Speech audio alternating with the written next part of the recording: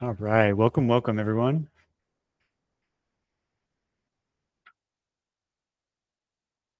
As a reminder, this meeting is being recorded so that we can post it to our YouTube playlist for those who cannot make the meeting and want to follow up later. What I will do now is go ahead and grab the meeting notes for the community meeting agenda and put that into the chat. For anybody who is interested, you can feel free to add agenda items for discussion.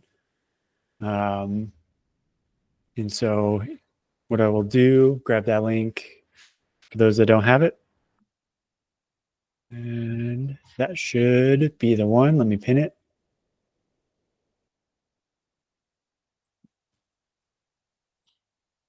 Wonderful. And we'll get this kicked off.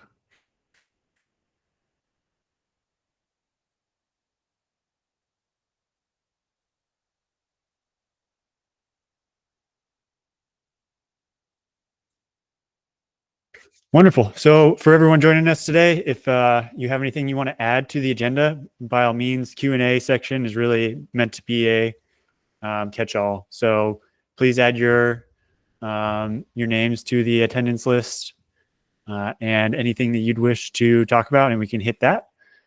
This week is looking to be a bit lighter as we head into kind of the holiday season, but last week we went over the previous releases, getting everything bumped over in order to support OSCAL version 113. This week, no release on Friday per our kind of biweekly cadence, but a number of things in progress moving along and kind of running into the new year. What we really want to do is kind of try to find ways to highlight the work that everyone is doing and get that tracked in a way that is more visible for the underlying work in progress pieces. So lots of fun things. We can talk a little bit more about what that might mean and brainstorm like what people might find valuable. And so I'll toss that into the Q&A section. What I didn't do was share just this whole tab, so I'm going to stop sharing really quick.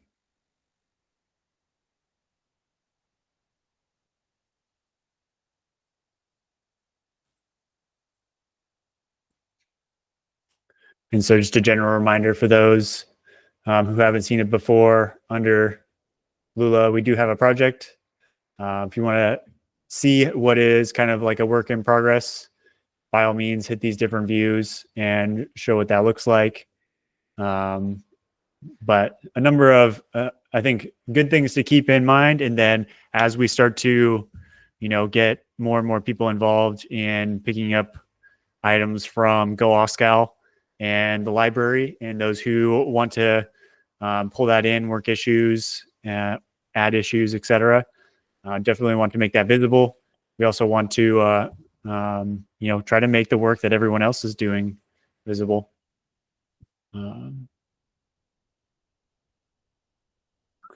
I'd say with that, again, fairly light week for a variety of reasons. I did want to call out that there will be no meeting next week or the week thereafter for the holidays, but we will reconvene January 6th to continue the current iteration week over week. And then from there, try to open that up. And so part of that is meant to, for what we want to cover here, but I don't want to necessarily jump right into that. Does anybody have any agenda items they wanted to discuss today?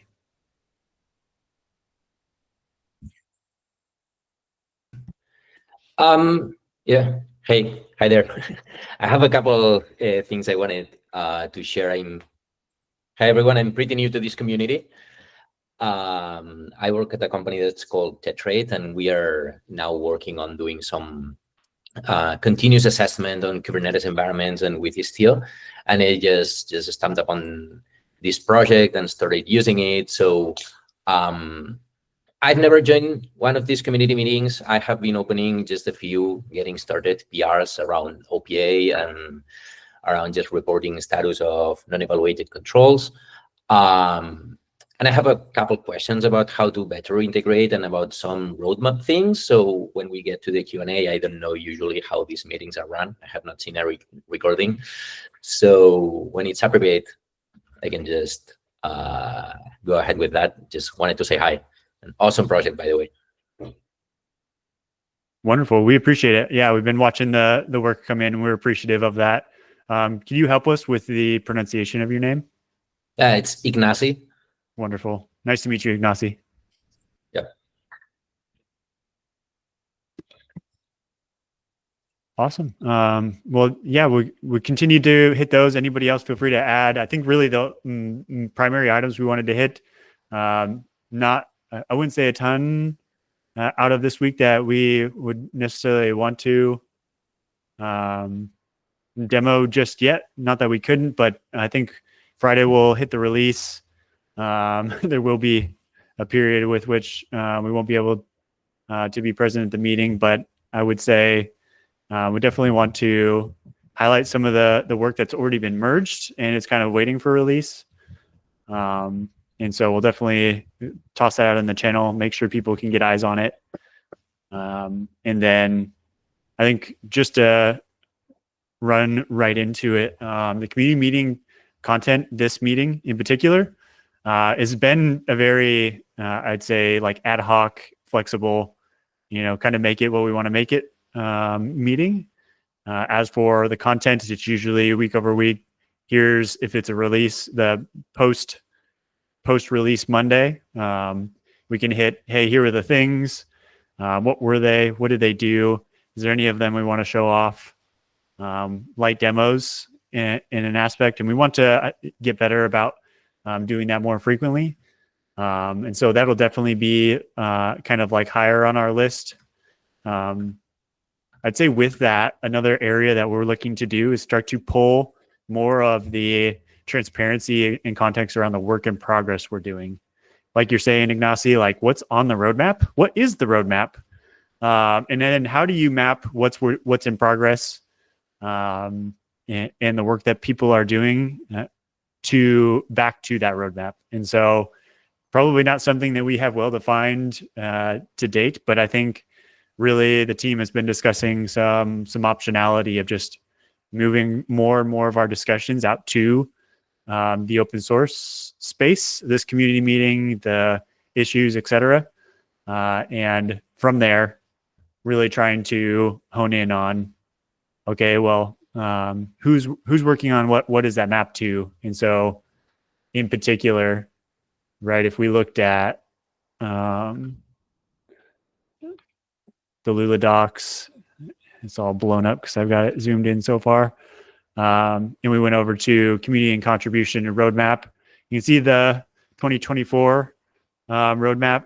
We tossed out some items for 2025. To be honest, this is not fleshed out, and we have kind of a work in progress for what some of the 2025 roadmap items will look like. So what we'll definitely be doing in the early January is saying, here's some proposed items. If any of these resonate with people on the call, like, please, by all means, let's capture that. Let's get that documented so we have evidence to support moving some of them around to make them higher priority. But then we'll probably solidify that roadmap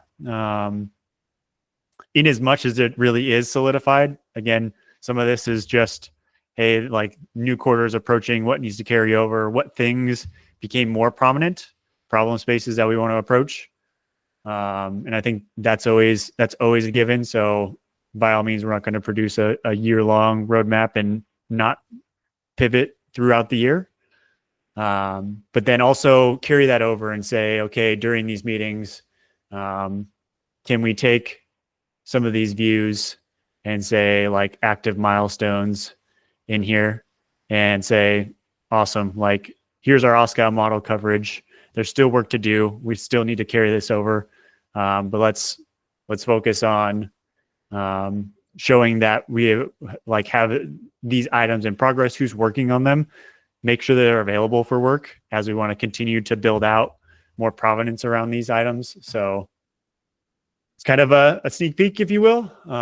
We'll get much better about trying to do that and trying to make the most of the meeting time.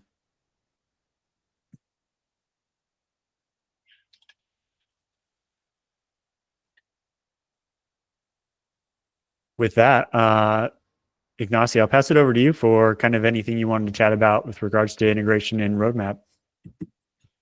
Cool. So yeah, the main use case that I have is trying to build this, say, kube controller to provide continuous assessment and on the status and compliance of mostly NIST 153 controls. And I wanted to know how much of an interest could be, because one of the challenges I'm facing is that Lula right now is heavily CLI oriented, right? Mm-hmm. And when trying to use it as a library, I was looking at the code base, and it's kind of a heavy lifting to make it more, say, library friendly, importable and stuff, right? Especially with the use of how Lula outputs feedback to users. So it's, instead of logging, all the output is oriented on the CLI with colors and stuff, right?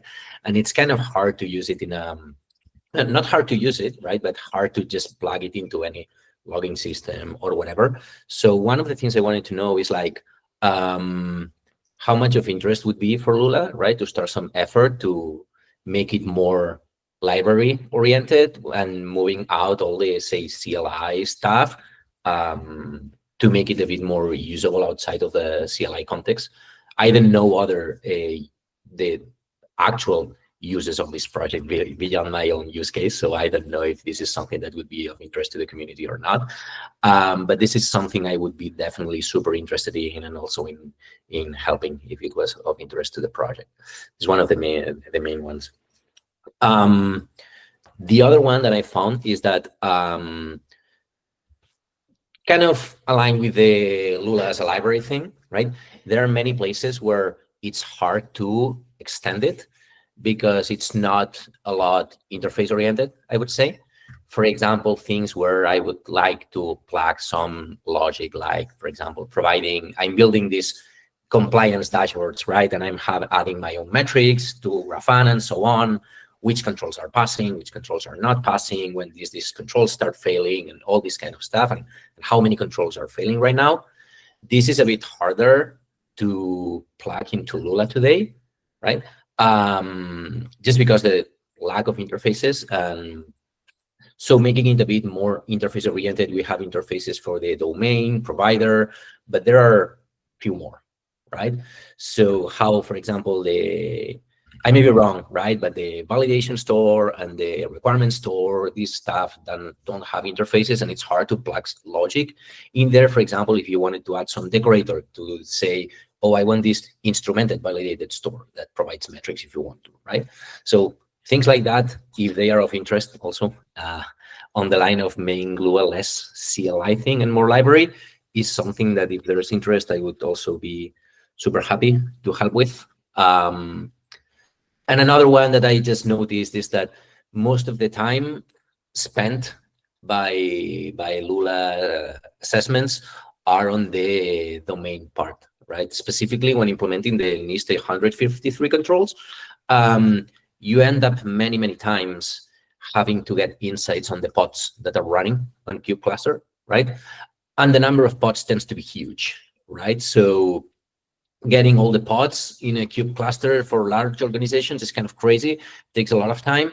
And if you have, say, I don't know, 30 different controls, there are a lot of NIST controls, right? If you have 30 different controls, it's not manageable to have all of them in one just giant Rego thing. You just put different modules and different stuff, right? And have different control implementations, but each domain will be executed all the time, right? So if you have 30 controls, you may be getting all the pods 30 times, for example, right?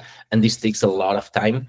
I'm wondering, probably, I don't know if it makes, I'm not super familiar with OSCL, right, and stuff, but probably if I would like to know if it would be make sense a feature like, for example, being able to reference domains by an ID or something like that. This is this domain, this is the query, and think about a way of having different controls reuse the results of a single domain, right? So reuse domain results across controls, because this is what I have seen that's where Lula spends more time on, right? Especially if you have to get the details of the pods, right?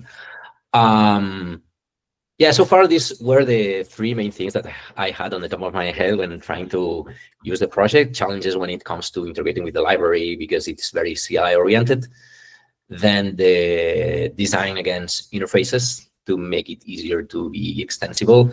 And also for performance reasons, in a continuous assessment environment, probably you don't need this to be super, super fast because it's understandable, right? That you're not going to be super live reconciling, but in any case, it's like very inefficient to run get all pods, right, 30 times. So yeah, that would be also of interest. Yeah, this was mostly what was from the top of my head. This is what would be important on a Lula roadmap for me, right? I'm super happy to help with that and just wanted to share it.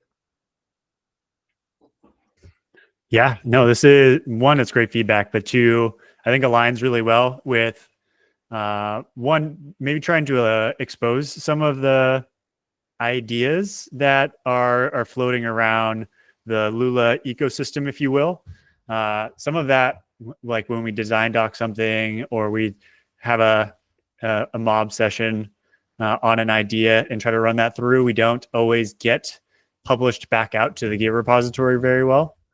Work in progress there, but I think it'd be a very good idea for us to find ways to do that. And that's a symptom of a problem that I think could alleviate some of this.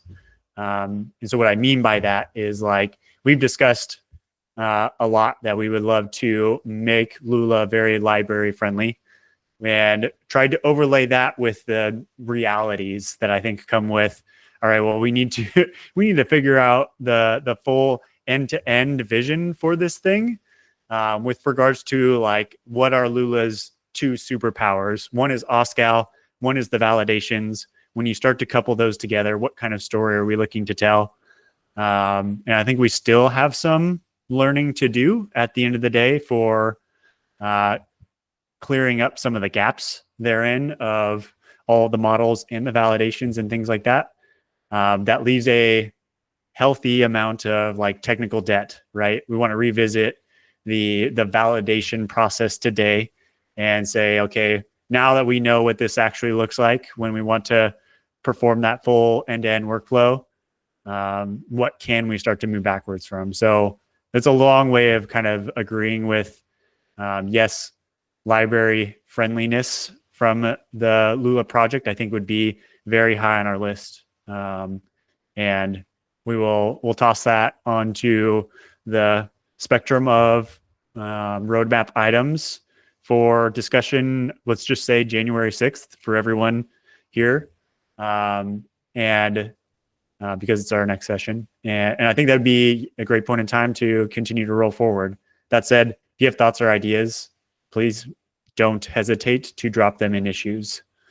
Those are completely fair game. So I'd very much agree. As it relates to the interface piece, yes. As it relates to the optimization piece, yes.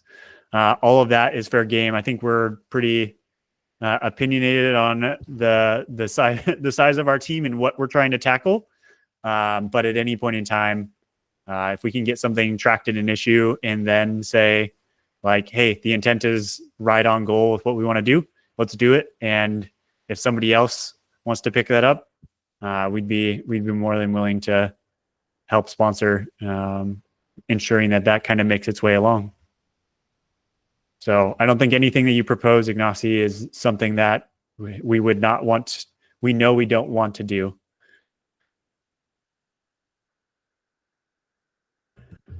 Super.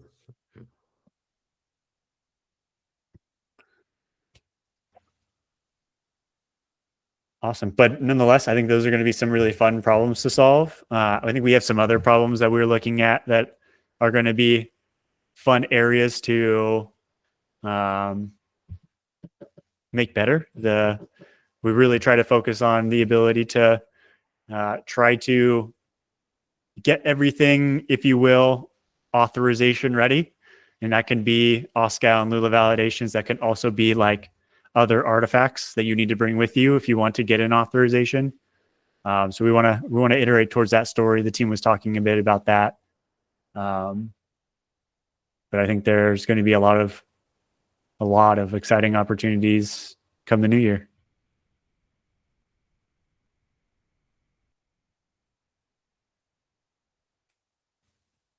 Wonderful. Brent,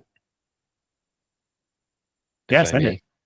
may. So I'm curious, as I'm continuing to learn more about Lula, when you make Lula more library friendly, my developer brain goes to like development libraries or code libraries. What does that mean for Lula? What does library friendly mean for Lula?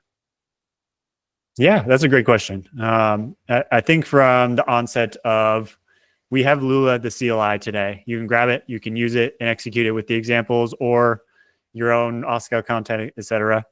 And the CLI and the logic for like setting that up so a user can run it from their terminal has a bunch of logic that it executes behind the hood, right? And so when you run a Lula validate, it's reading files, it's storing those files in different structures behind the hood, and then from there doing a variety of things.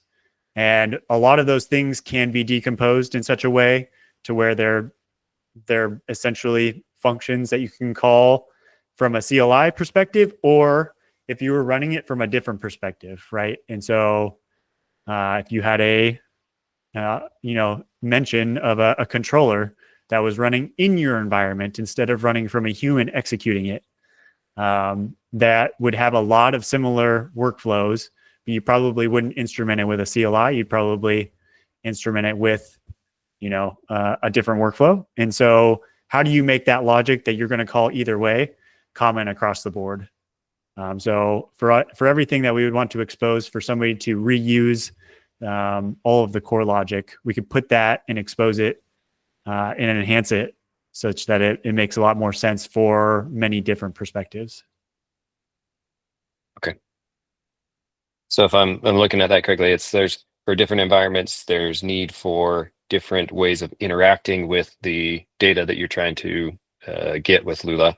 And so being able to have different ways of interacting with that to pull that information is kind of what libraries are entitling here. I think it's fair. Okay.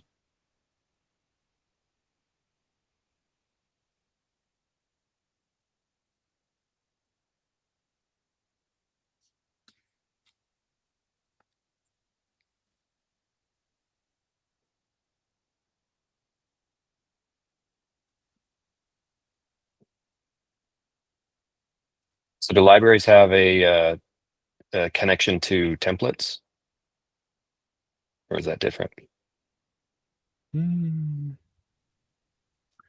Elaborate on templates.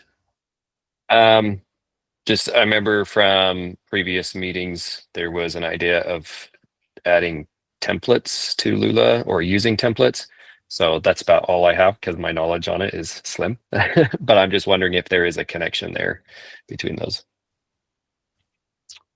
I would say, and others can jump into, inherently not a one-to-one connection of templating, as we've called it in Lula, is more of like a logical capability of trying to take one of the workflows and augment it with configuration data, and that's more of an implementation detail versus like the library itself.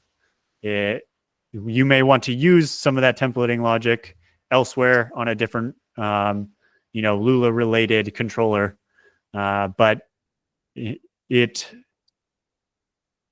by itself doesn't provide you with how do I put this? It doesn't provide you natively with anything different at the end of the day. So would libraries be something that's pulled in from like somewhere else, or is there an example of libraries in the Lula project currently?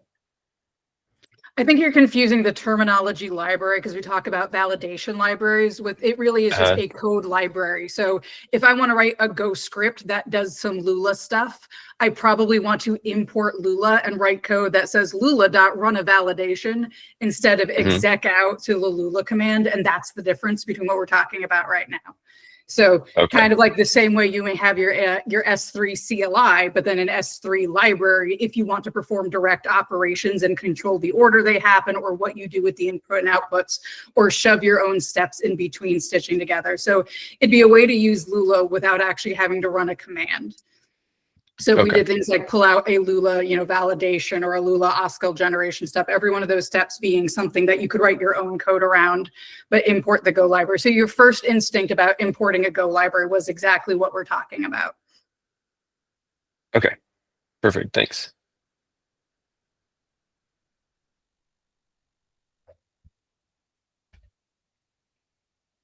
Yeah, any other questions?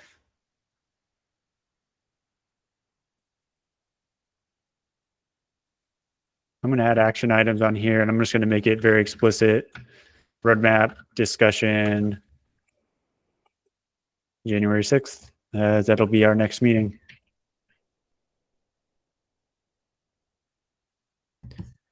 Yeah, I have just another quick question now that I see that here is these 853 controls mentioned here.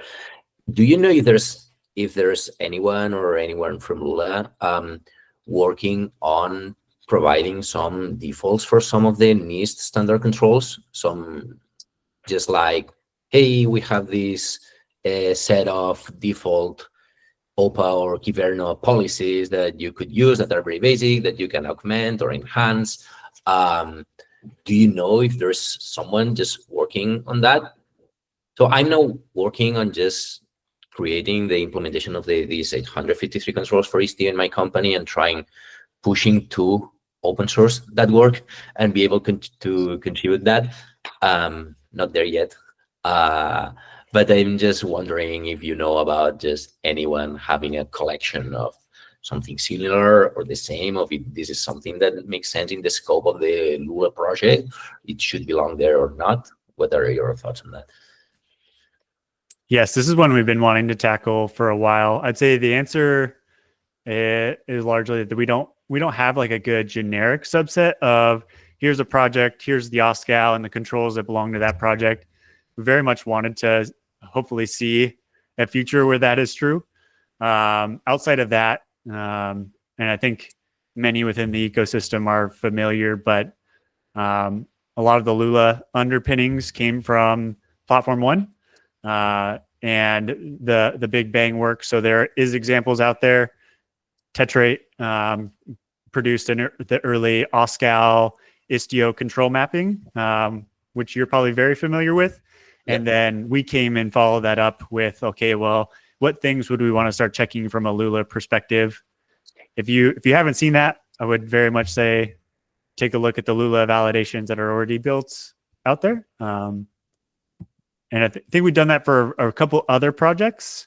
And the Big Bang team is still kind of evaluating like how to scale that effort and take it from things like their logging stack to their monitoring stack to, runtime security, et cetera. Yep.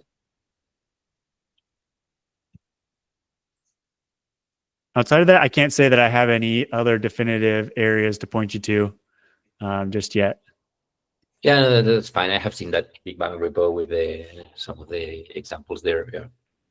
Cool. Yeah.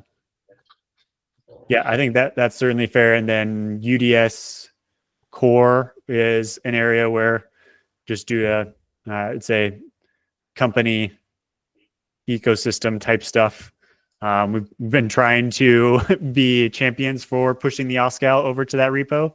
Similarly, again, an Istio reference, a Promtail, Grafana, like all those other references for OSCAL, and that existing, and then trying to build the Lula pieces on top of that, and just make it so that if somebody grabs when they grab a piece of software, hopefully we can see a future where they can be able to pull the compliance information with it.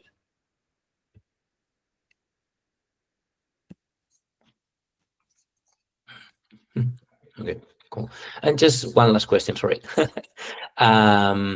I recall having read, and probably I may be wrong, right, about some work on reports on what is that exactly? Is about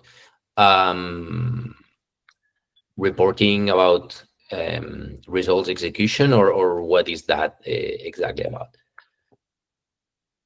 Yes, that's a great point. I expect reporting generically to be on our roadmap, but it was I'd say that the concept as a whole is more, I'd say, tied to the OSCAL than the Lula pieces specifically, than the Lula validations themselves. But how do you start to provide the connective tissue between, hey, I've got component definitions and this catalog. How many controls do I meet from that catalog? How many controls are present? Let's just start there with some super generic like data points, and then move forward with, okay, for the SSP, that's more granular. That is, I actually must meet these things. How many of them have I met so far, so that I can iterate on them? And so I think that there's room for two different sides of reporting.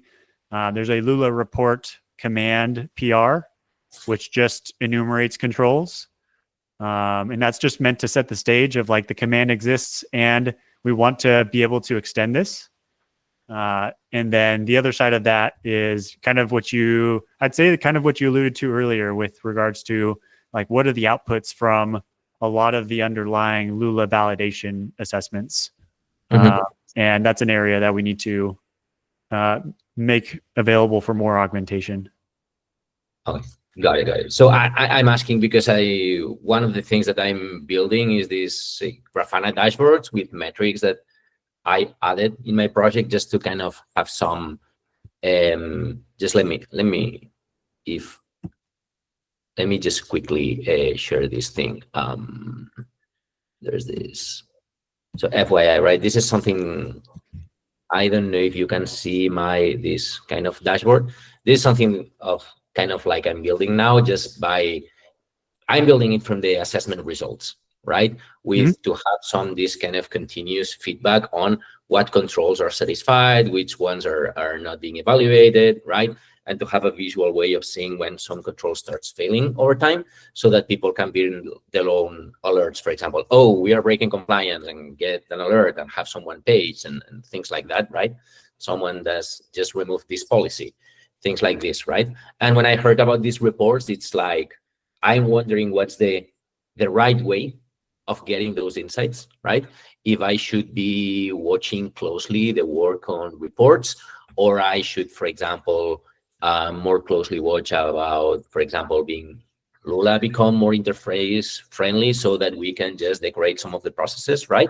To be able to build this kind of stuff ourselves, right? Not in the context of reports. This is kind of why I was asking.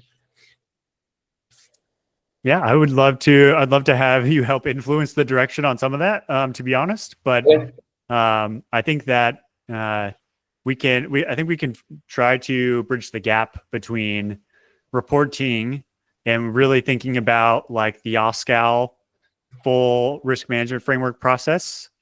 Is that something that you want to be able to do by model and bubble those insights up into, a single dashboard or multiple dashboards?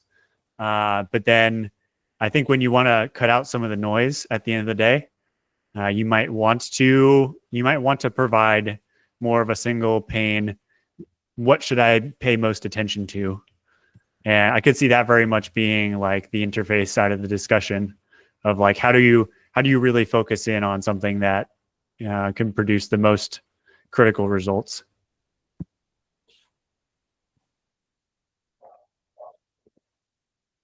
Because I think some of that, if I just kind of to add some clarity to that, like Lula tries to be very unopinionated on supporting OSCAL generically, which means that it can be used in a lot of it can have a large set of scope to try to accomplish doing so.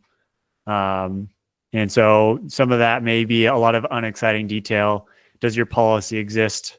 Your organizational policy? Does your network diagrams exist?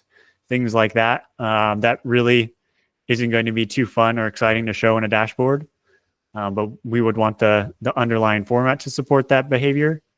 But then yes, Grafana dashboard optionality and making it more friendly to being able to tie those two together, I think would be wonderful.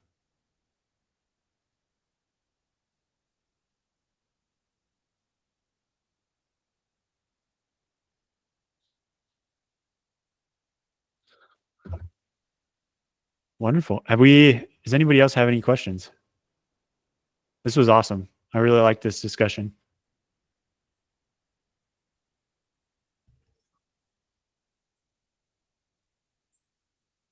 Great. Well, thanks everyone for joining. If anybody has any questions or comments or concerns, again, issues are always fair game. Feel free to drop an idea in there and we can respond accordingly.